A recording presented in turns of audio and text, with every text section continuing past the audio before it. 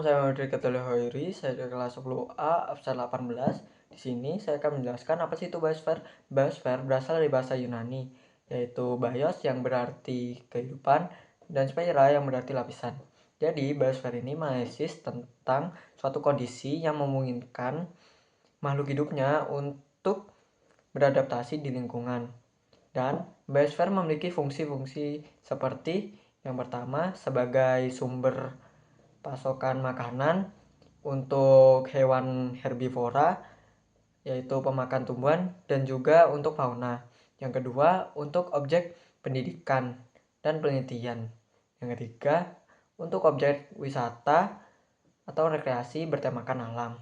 Dan juga ada cagar biosfer. Cagar biosfer adalah suatu kawasan yang sudah diakui keberadaannya oleh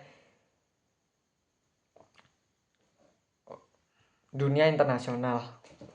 Contohnya seperti yang pertama, zona inti. Zona ini diperuntukkan hanya untuk melindungi keanekaragaman hayati dan juga ekosistemnya.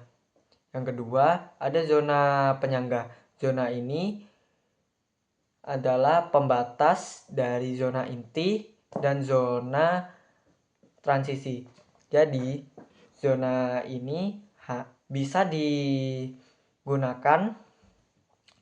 manfaatnya, tetapi tidak boleh sampai rusak, atau bahasa gampangnya itu tidak boleh sampai dieksploitasi. Dan yang ketiga itu ada zona transisi. Zona transisi bisa dimanfaatkan manfaatnya untuk masyarakat seperti pertanian, perkebunan, dan pemukiman.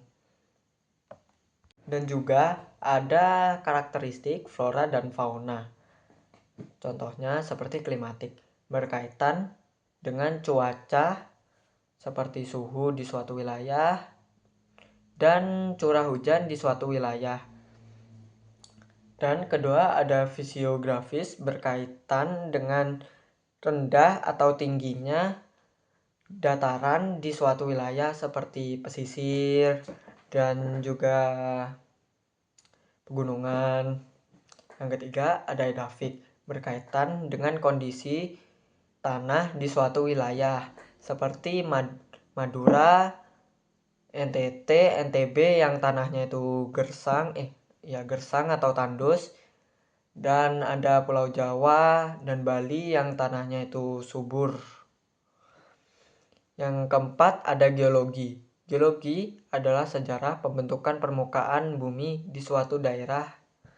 Yang kelima ada biotik, yang menjelaskan tentang peran manusia terhadap keberadaan flora dan fauna di sekitarnya.